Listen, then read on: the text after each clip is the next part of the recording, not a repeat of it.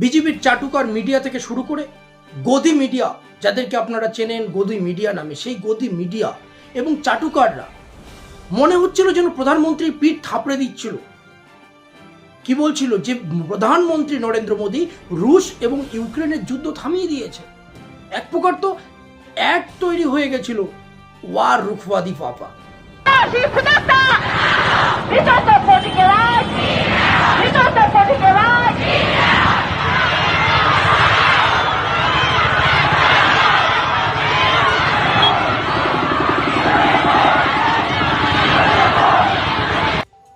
কিন্তু আজকে তাদের চোখে এই 1.5 বছর থেকে জ্বলন্ত মণিপুর, যেখানে নতুন করে আগুন জ্বলছে, নতুন করে সেই আগুনে, সেই হিংসার আগুনে যেন ঘি ঢালা হয়েছে।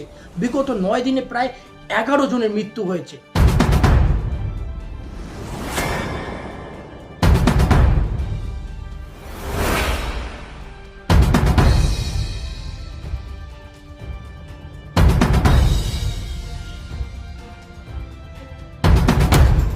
আজকে সেই চাটুকার মিডিয়া থেকে শুরু করে গদি মিডিয়া, সেই চাটুকারদের কোনো লাইন নেই, তাদের মুখ দিয়ে শব্দ বেরোচ্ছে না। ঠিক প্রধানমন্ত্রী যেরকম কোথাও না কোথাও গিয়ে নিশ্চুপ হয়ে গেছে, মুখে যেন কোথাও না কোথাও স্যালুটুফ লাগিয়ে দিয়েছে, বসে রয়েছে।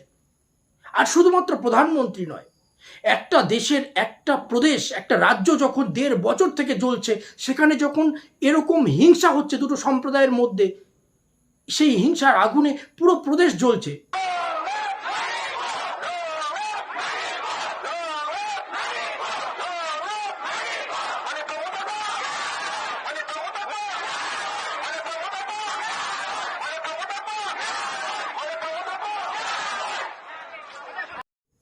না প্রধানমন্ত্রী কোনো কিছু বলছে, না আমাদের স্বরাষ্ট্রমন্ত্রী অমিত শাহ কিছু বলছে। তাদের কোনো রকম বিন্দুমাত্র প্রয়াস লক্ষ্য হচ্ছে না সেই রাজ্যে শান্তি ফিরিয়ে আনার।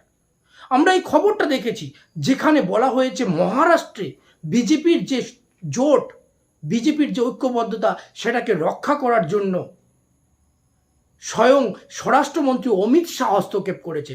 অমিত শাহ ফিল্ডে নেমে পড়েছে, মাঠে ময়দানে নেমে পড়েছে। কিন্তু সেই খবরের পাশে থাকা যে খবর, মণিপুরের জ্বলন্ত ইতিহাস নিয়ে খবর, সেই মণিপুর জ্বলছে, সেটা নিয়ে অমিত শাহ কোনো রকম হস্তক্ষেপ করছে না। কিন্তু কেন, প্রশ্ন এখানে থাকবে। যেখানে 1.5 বছর থেকে মণিপুর এভাবে জ্বলছে,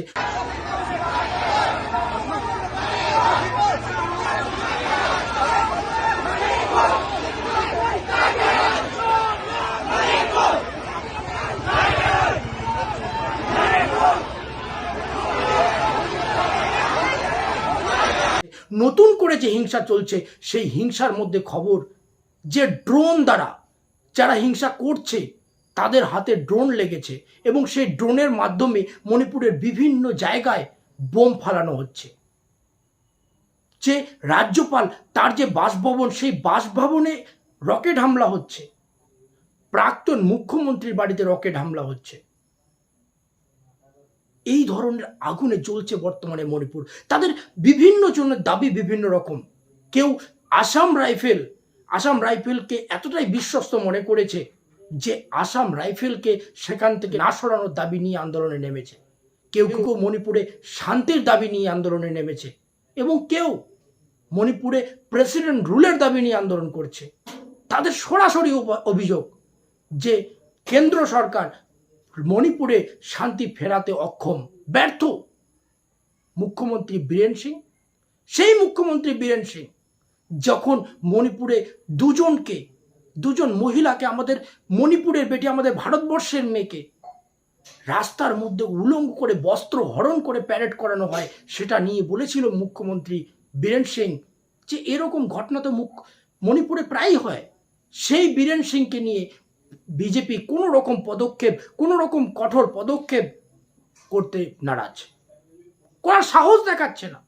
না মণিপুরে কেউ প্রেসিডেন্ট রুলের দাবি করছে, না প্রেসিডেন্ট রুলের দাবি জানানোর সৎসাহস দেখাচ্ছে, না বিজেপির তরফ থেকে মণিপুর নিয়ে কোনো সদিচ্ছামূলক পদক্ষেপ বা কোনো কঠোর পদক্ষেপ দেখানোর সাহস দেখানো হচ্ছে। বীরেন সিংকে কেউ টু শব্দ করার মতো সাহস দেখাচ্ছে না। কিন্তু কেন? উল্টো বীরেন সিং রাজ্যপালের সঙ্গে দেখা করে এবং সবাই ধারণা করে হয়তো বীরেন সিং রাজ্যপালের সঙ্গে দেখা করে নিজের পদত্যাগ স্বীকার করবে, কিন্তু না, উনি এটা ভাবভঙ্গিমায় প্রকাশ করেছে যে এখানে সেন্ট্রাল গভর্নমেন্টের যে সুরক্ষা কর্মী তায়নাত করা হয়েছে সেই সেন্ট্রাল গভর্নমেন্ট শান্তি ফেরাতে পুরোপুরি ব্যর্থ। তারপরও কিন্তু বিজেপি কোনো রকম বীরেন সিংয়ের বিরুদ্ধে অ্যাকশন নেওয়ার কোনো মুড নেই, তাদের কোনো সদিচ্ছা নেই, কোনো সৎ সাহস নেই। যেখানে এই মণিপুরের জ্বলন্ত পরিবেশ দেখে, মণিপুর জ্বলছে এটা, এই পরিস্থিতি দেখে আরএসএস চিফ মোহন ভাগবত পর্যন্ত মুখ খুলতে বাধ্য হয়েছে। উনিও বলেছে, আরএসএস চিফ মোহন ভাগবত কি বলেছে আমি আপনাদেরকে শোনাবো। মোহন ভাগবত বলেছে মণিপুরের পরিস্থিতি কঠিন অবস্থায় রয়েছে, ওখানকার লোক নিজের সুরক্ষা নিয়ে দুশ্চিন্তাগ্রস্ত, এবং ওখানে যারা ব্যবসায়িক ক্ষেত্রে বা ব্যবসায়িক কাজে বা অন্যান্য সামাজিক কাজকর্মে ওখানে গিয়েছে তারাও এই মুহূর্তে প্রতিটা মুহূর্তে এক একটা কঠিন পরীক্ষার সম্মুখীন রয়েছে। কংগ্রেসের নেত্রী সুপ্রিয়া সিনেত কি বলেছে আমি পড়ে শোনাবো। 1.5 বছর ধরে এই দেশের এক রাজ্য মণিপুর জ্বলছে, ওখানে পুনরায় হিংসায় 11 দিনে 9 জনের মৃত্যু হয়েছে, গ্রামে ড্রোনের দ্বারা বোমা ফালানো হচ্ছে, প্রাক্তন মুখ্যমন্ত্রীর বাড়িতে রকেট হামলা হয়, সুরক্ষা কর্মীর উপর হামলা হয়, রাজ্যপালের বাসভবনে হামলা হয়। হিংসা এখন সেই জায়গাতে হচ্ছে যেখানে প্রথমে হয়নি। এদেশের প্রধানমন্ত্রী, এদেশে তো একজন প্রধানমন্ত্রী রয়েছে, নরেন্দ্র মোদী এখন কোথায়? এই নরেন্দ্র মোদী এখন কোথায় সেটা নিয়ে আমি আপনাদেরকে বলবো। তার আগে আমি আপনাদেরকে শোনাই যে প্রিয়াঙ্কা গান্ধী কি বলেছে। প্রিয়াঙ্কা গান্ধী বলেছে মণিপুরে প্রায় 1.5 বছর ধরে জ্বলছে, রোজ হিংসা, মৃত্যু, দাঙ্গা, ঘরবাড়ি জ্বলছে, বহু পরিবার নষ্ট হয়ে যাচ্ছে, জীবন নষ্ট হয়ে যাচ্ছে, হাজার হাজার পরিবার ক্যাম্পে দিন কাটাচ্ছে। প্রধানমন্ত্রী এই হিংসাকে রুখতে এখনো পর্যন্ত কোনো রকম প্রয়াস করেনি। এরকমটা কখনোই হয়নি। এই দেশের কোনো রাজ্য মাসের পর মাস জ্বলছে আর তাদেরকে তাদের হালে ছেড়ে দেওয়া হয়েছে। দেশের অভ্যন্তরীণ সুরক্ষা কারো ইচ্ছার উপর নির্ভর করে না, এটা অনিবার্য দায়িত্ব। প্রধানমন্ত্রীর উদাসীনতা এক প্রকার অক্ষমতা। বন্ধুরা, এত কিছু হয়ে যাচ্ছে মণিপুরে। মণিপুর প্রায় 1.5 বছর ধরে জ্বলছে। মণিপুরে এই জ্বলন্ত আগুন, এই হিংসার আগুন, দুটো সম্প্রদায়ের মধ্যে আগুন, সেটা নতুন করে এটা বিস্ফোরকের মতো আকার নিচ্ছে। সেখানে যে সুরক্ষা কর্মী এই মুহূর্তে রাখা হয়েছে তাদের উপর হাঙ্গামা হচ্ছে, পুলিশ প্রশাসনের হাতিয়ার ছিনিয়ে নেওয়া হচ্ছে, এবং সব থেকে যেটা বড় কথা যে যারা এই হিংসার সঙ্গে যুক্ত তাদের হাতে ড্রোন রয়েছে, তারা ড্রোনের মাধ্যমে সেই হাঙ্গামা চালাচ্ছে, ড্রোনের মাধ্যমে। কিন্তু প্রশ্ন হচ্ছে যে 1.5 বছর থেকে জ্বলন্ত আমাদেরই দেশ, আমাদের এই ভারতবর্ষের একটা প্রদেশ মণিপুর, সেই মণিপুরে হিংসা চলছে, কিন্তু আমাদের প্রধানমন্ত্রীর একবারও সেখানে যাওয়ার সময় হয়নি। প্রধানমন্ত্রী এই মুহূর্তে বিশ্বের প্রায় সমস্ত দেশ ঘুরে বেড়াচ্ছে, কিন্তু সেখানে গিয়ে ভারতবর্ষের কিনা আমি যেটা পরিষ্কার দেখতে পাচ্ছি, কখনো পুতিনের সঙ্গে কথা বলছে, কখনো জেলেনস্কির পিঠে হাত রেখে এটা প্রমাণ করার চেষ্টা করছে, এটা ভারতীয় মিডিয়া লম্বা লম্বা হেডলাইন করে প্রচার করছে যে ওয়ার রুখবাদি পাপা, মানে প্রধানমন্ত্রী রুশ এবং ইউক্রেনের যুদ্ধ থামিয়ে দিতে একটা অগ্রণী ভূমিকা পালন করছে, ইউক্রেনের যুদ্ধ থামিয়ে দিচ্ছে।